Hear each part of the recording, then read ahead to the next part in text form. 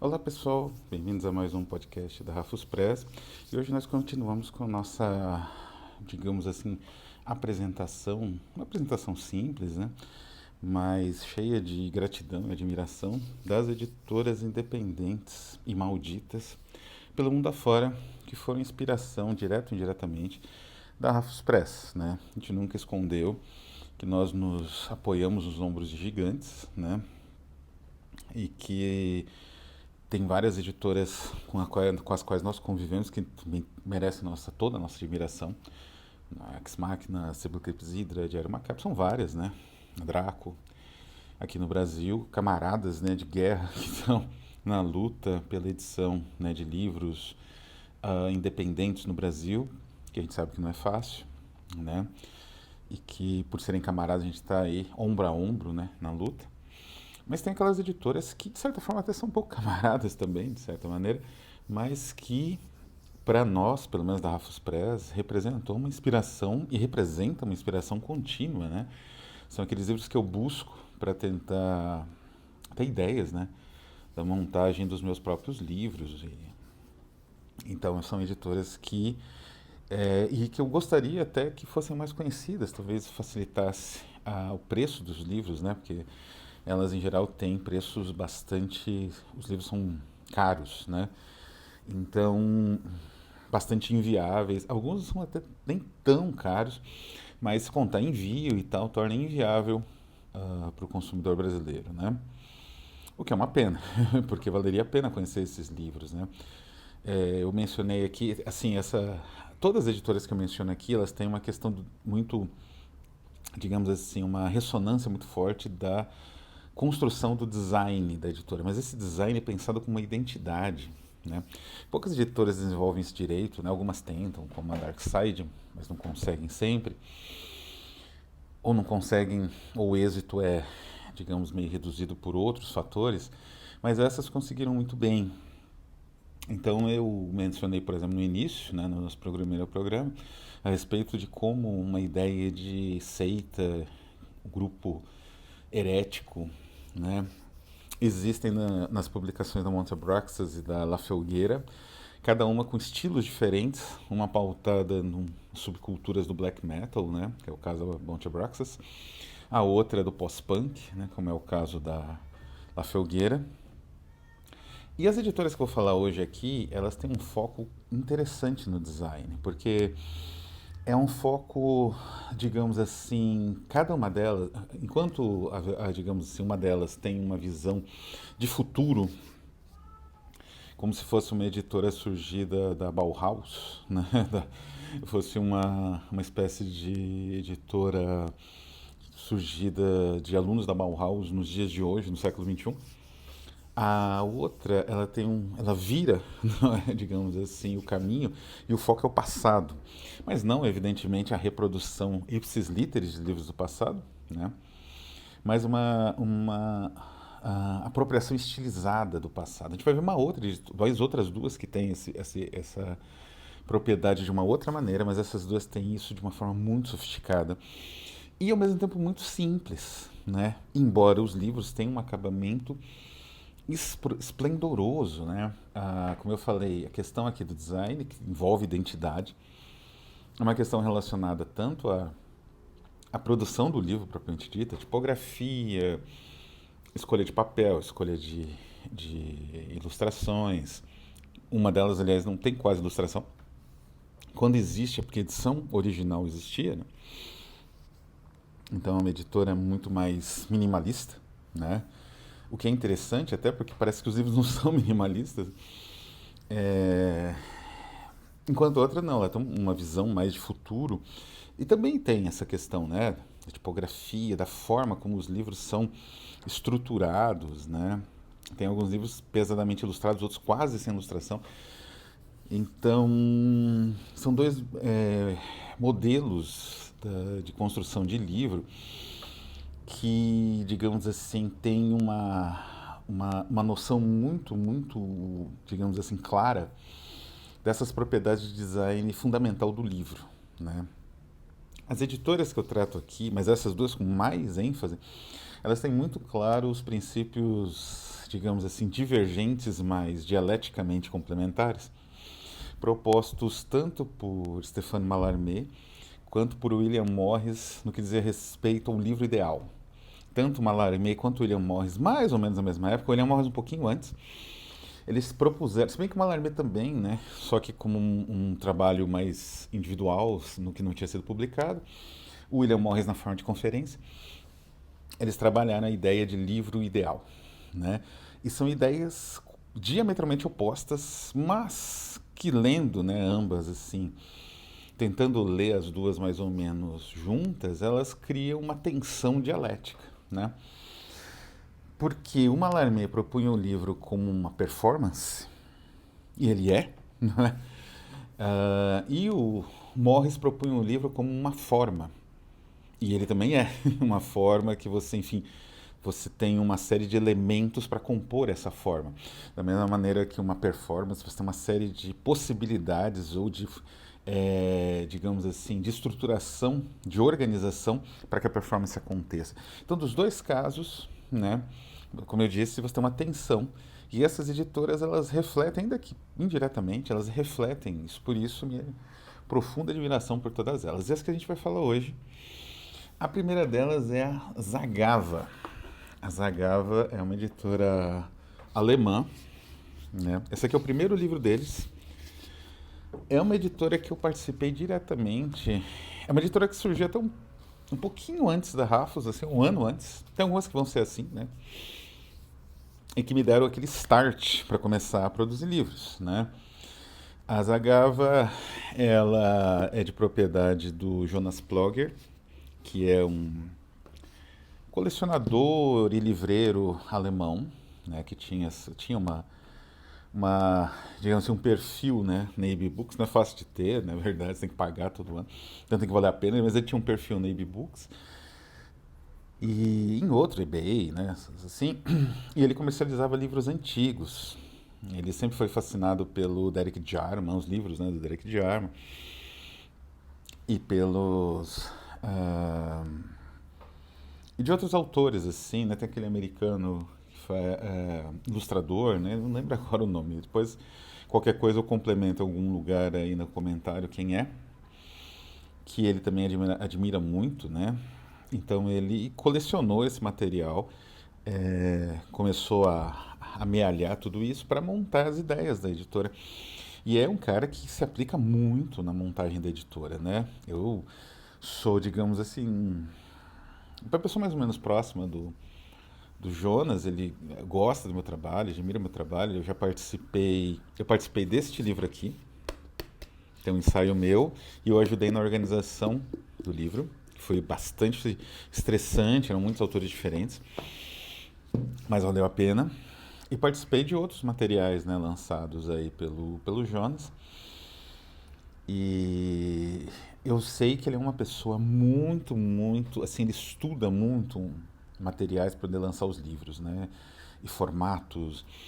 O Jonas, ele está mais do lado Mallarmé da equação, né? Os livros da Zagava, especialmente os que são leterizados, né? São numerados, são designados por letras e que são carésimos, assim, nas faixas de 250 euros. Ele dá um tratamento incrível para o livro, né? Esse aqui tinha uma versão assim com capa de couro artificial, era lindíssimo, né? Então, o Booklore é o primeiro livro da Zagava de coletânea. Eu participei. O primeiro livro da Zagava digamos assim, de um autor, né, foi justamente Canibais da Papua Ocidental, Cannibals of West Papua, do Brendan Connell. A minha edição era tão antiga e tão usada, digamos assim, porque os livros eu uso, que ela tá meio amarelada aqui, mas essa capa é sensacional, parece folha realmente. Eu nunca vi esse papel, nunca vi um papel com essa textura tão resistente, tão bom, né, de você aguentar mochila ou coisa parecida. Sol, né, tempo, poeira, sem perder, ó, continua dourada a capa aqui. E está sendo relançado agora uma edição bem mais simples da Snuggle Press, que é de, eu acho que inclusive o Brendan Cohn é um dos sócios, né? E como eu falei, os livros as Agávali são performances, né? Então, o Book Lore, por exemplo, tem essa citação do Kafka. Essa citação foi ideia minha, inclusive, né? Eu mostrei para o Jonas essa citação do Kafka, que é magnífica, de que o livro precisa ser como um machado, quebrando o rio gelado, né? E no Book Lore a proposta era cada um dos autores, e foram vários, deixa eu até ver quantos, tem ilustrações de uma... As ilustrações são numa ilustradora espanhola que trabalhou aqui com aquarela, né? Que é a Érica Seguin Colá, né? É... Bom, tem textos de Red Oliver, Jonathan Wood, Brian Catlin, que faleceu recentemente, Avalon Brantley, também falecida, Daniel Mills, Brendan Connell, Andrew Condos, que é um texto magnífico que eu já traduzi, já lancei no Brasil, já vou falar sobre ele. Martin Rees, Ray Russell, né, o Ray Russell é o editor da Tartarus, que em breve vai ser falado aqui. Colin Insull, Mark Valentine, D.P. Watt, Damian Murphy, e por aí vai. Michael Schaffner, que é um autor mais das Agava, Paul Wolfish, Ron Weigel, falecido também, Chris McCool, Richard Gavin, Thomas Phillips, Carl Abrahamson, Andrew Lee, Supervert, Charles Snyder, Thomas Stromsholt, Timothy Jarvis e eu. A ideia é que cada pessoa escrevesse sobre um livro, mais ou menos dentro daquela proposta do Fahrenheit 451, né? 451. Então é interessante, porque daí cada um teve um estilo e cada livro é muito diferente do outro, né? O Mark Valentine, por exemplo, escreveu sobre o jogo das contas de vidro, do Hermann Hesse. Um exemplo só, né? O D.P. Watt, ele escreveu sobre...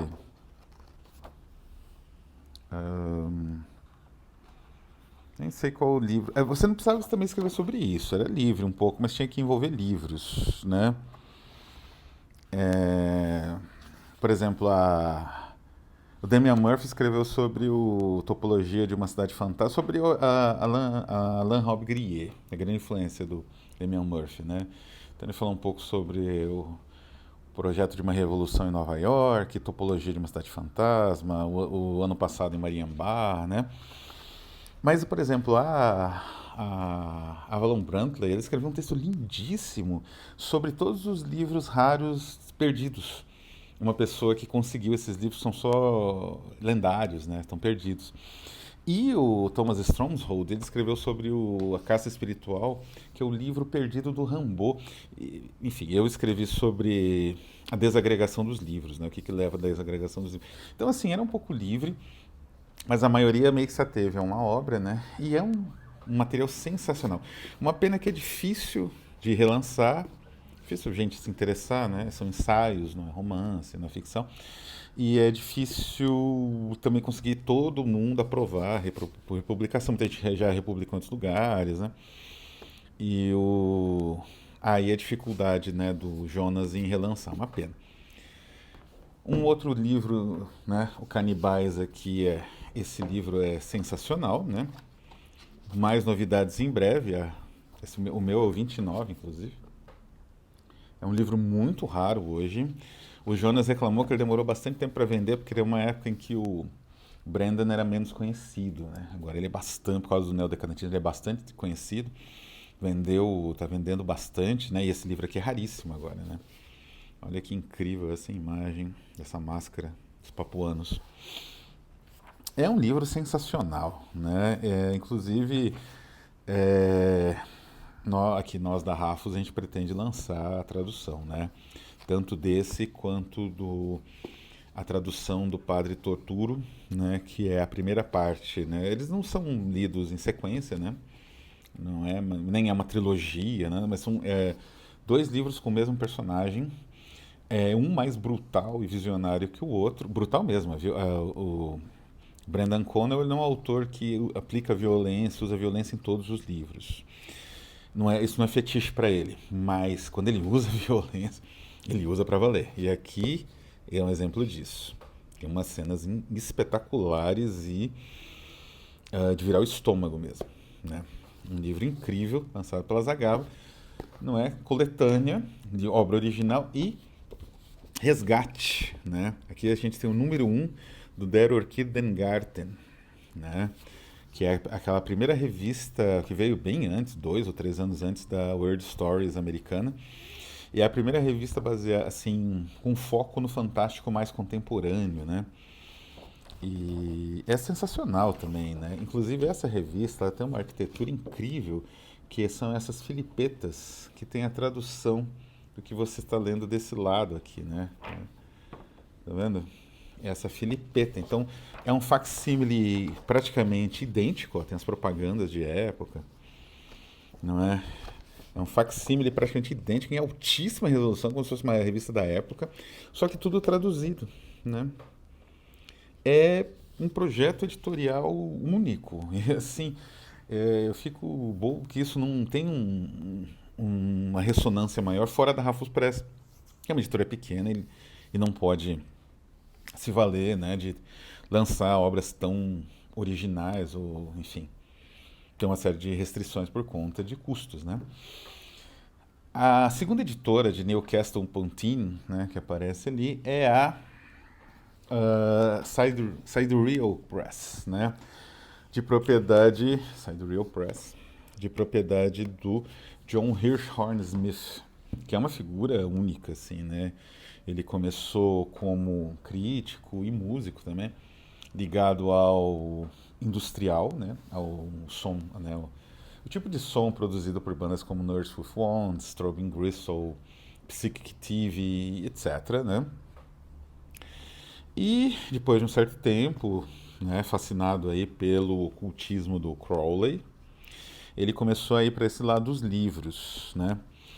E como eu falei, ele busca, ele está no outro ponto, na ponta oposta da Zagava, que é a ponta do William Morris, né? Ele busca um livro com um equilíbrio, com uma percepção dos livros do início do século XX, só que com a qualidade de impressão, com a qualidade de digitalização, de recuperação de imagens, de tipografia dos livros com as tecnologias atuais. Então isso é sensacional, porque você tem uma edição como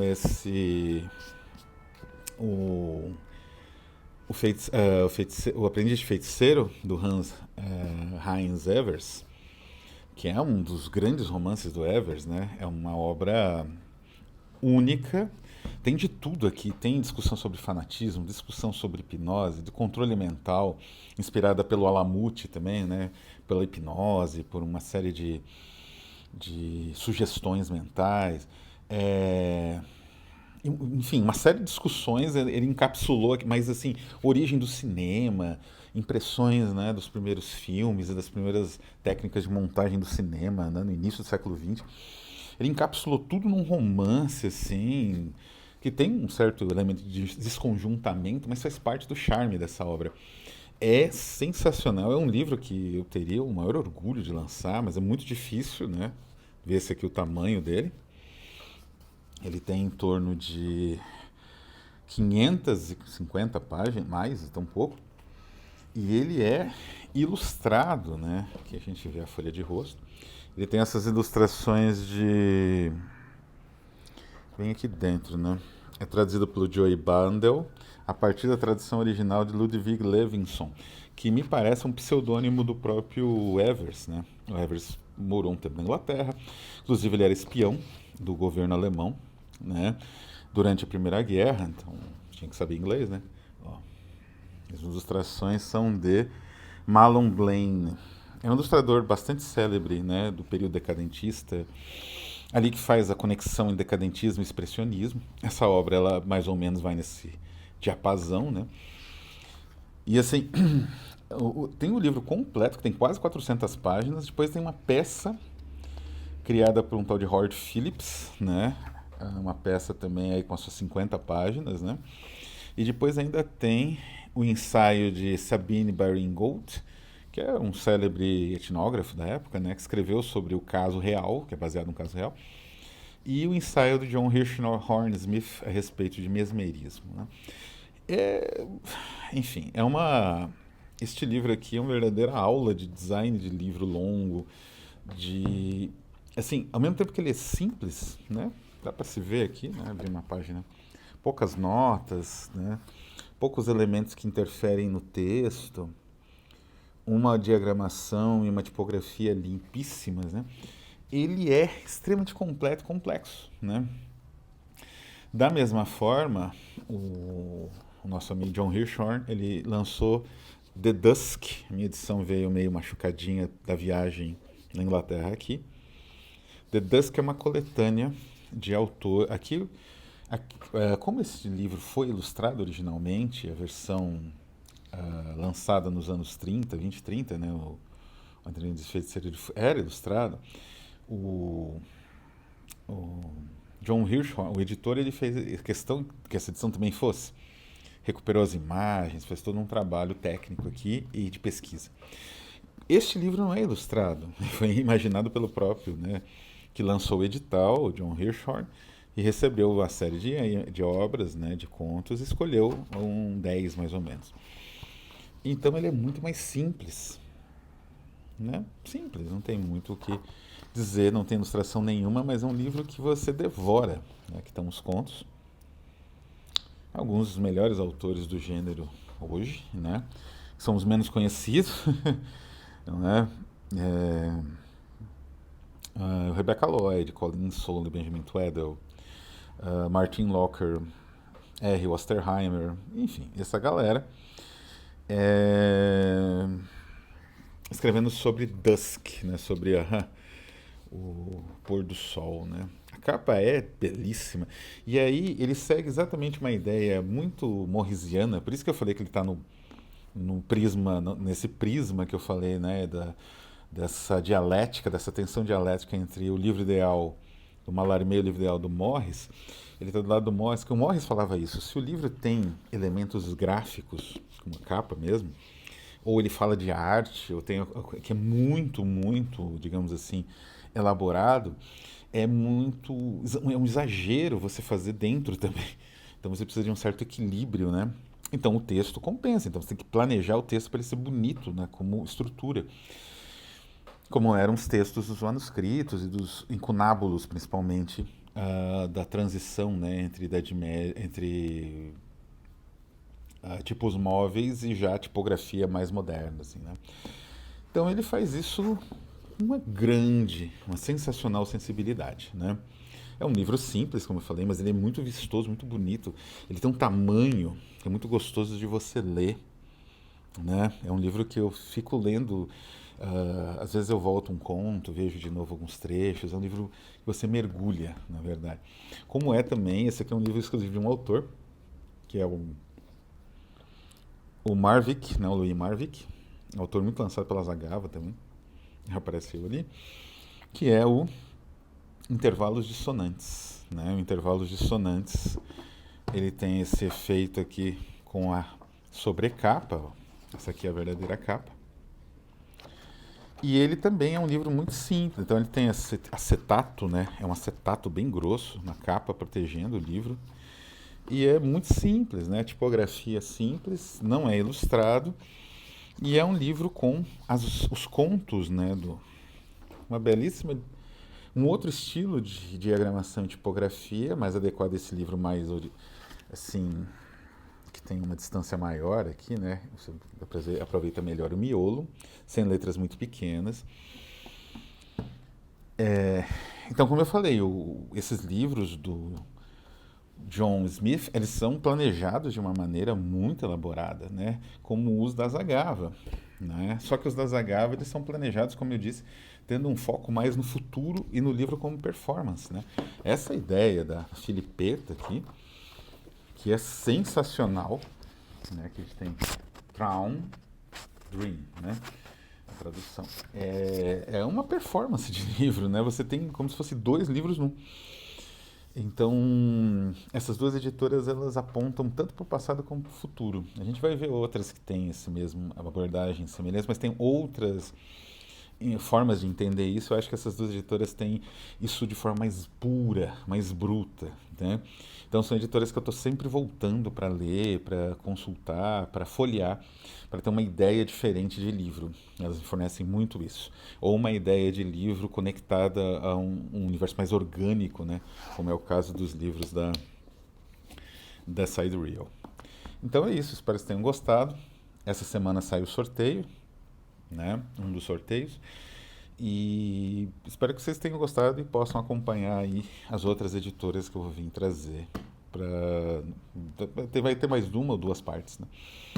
Para vocês conhecerem ou, enfim, analisar, né, o impacto dessas editoras na própria construção dos livros da Rafus Press. Tá certo? Então é isso.